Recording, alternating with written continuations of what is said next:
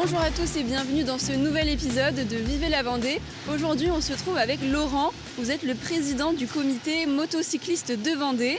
Est-ce que vous pouvez nous parler un peu de cet événement aujourd'hui ?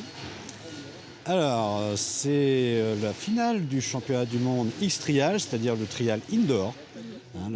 L'avant-dernière manche a eu lieu le week-end dernier à Madrid et là, on a la finale aujourd'hui. C'est inédit que ça se passe en Vendée ou le Vendespace a toujours accueilli cet événement C'est la 3e édition, on a commencé la première en 2017.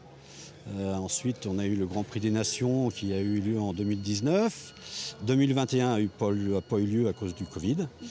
Et donc, c'est la 3e édition cette année. Et vous, votre rôle dans l'organisation, parce que là, on est quand même la veille de la finale, qu'est-ce que vous faites ? Et bien là, on a attaqué depuis hier matin toute l'installation des modules, des zones pour le spectacle et on fournit les bénévoles pour donner un coup de main au montage. D'abord, est-ce que vous pouvez nous parler de la discipline ? Qu'est-ce que le trial ? Alors le trial, c'est une discipline à moto, bien sûr, qui se pratique sur un parcours de plusieurs zones. Là, ici, vous en avez une d'ailleurs. Et un pilote, à la fois, va devoir passer sur ces modules. Et il y a des dangers, parce que c'est quand même des prouesses dans l'air. Il y a forcément du danger, hein. C'est un sport motocycliste, tout sport motocycliste a son danger, mais c'est sécurisé, il y a des gens autour, des officiels, il n'y a aucun souci. Demain soir, il y aura 9 compétiteurs de plusieurs nationalités, Italie, France, Espagne, Angleterre. L'enjeu, c'est un titre de champion du monde. Malheureusement, il ne sera pas acquis chez nous puisqu'il a déjà été acquis la semaine dernière à Madrid. Là, l'enjeu, c'est plus pour la 2e place du championnat du monde. Je crois qu'il y a à peu près 3000 personnes qui vont assister à cet événement. Est-ce que il y a un public acquis ici en Vendée ou il y a encore beaucoup de communication à faire autour de ce sport ? Alors, ce n'est pas une discipline qui est beaucoup pratiquée en Vendée. Donc le public, c'est un public familial qui va venir voir le spectaculaire, la maîtrise des pilotes. Voilà, ils vont venir voir ça principalement. Et vous, en tant que président du comité de motocyclistes, comment vous percevez cet événement ? Est-ce que pour vous c'est bien parce que ça permet de transmettre une belle image de votre activité ? Alors c'est principalement pour l'image du sport moto en Vendée. D'ailleurs, il y aura une exposition dans le grand hall du Vendespace où plusieurs champions vendéens vont venir faire voir leur matériel et eux. Vous êtes moins de 100 à organiser cet événement. Est-ce que vous pouvez nous parler du rôle des bénévoles ? Alors, il y aura des bénévoles un petit peu partout dans la salle. À partir du moment où le public va rentrer dans le Vendespace, il y aura du monde sur le parking, à l'accueil, il y aura du monde au bar, il y aura du monde dans la salle pour le placement des spectateurs, voilà, et des bénévoles ici pour installer le matériel. Je crois qu'il y a aussi un rôle important au niveau des sponsors. Est-ce que vous pouvez nous en parler rapidement ? Oui, on a quelques sponsors qui sont venus nous donner un petit coup de main pour l'installation des modules ici sur l'aire de jeu. Là. Il y a surtout des modules qui viennent du sud de la France ou d'Espagne et après il faut les transporter, donc il vaut mieux trouver des modules sur place. On se trouve sur un chariot élévateur avec Julien. Bonjour Julien. Bonjour. Tu es responsable technique et bénévole, surtout ici. Est-ce que tu peux nous expliquer comment tu as fait pour agencer les différents modules ici ?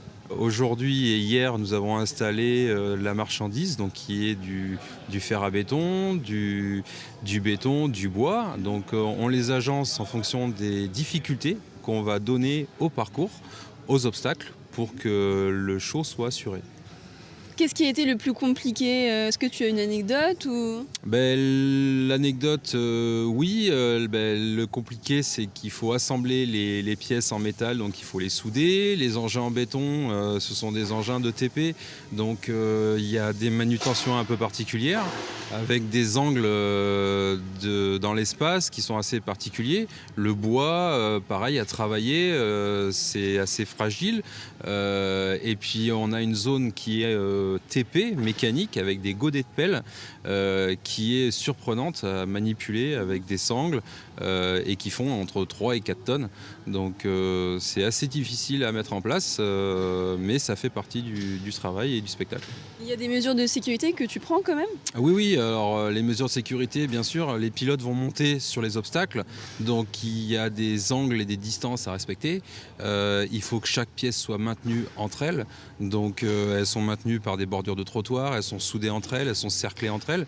Il ne faut pas que le pilote se blesse, il ne faut pas que le pilote puisse percuter un bout de plastique ou un bout de béton qui puisse dépasser.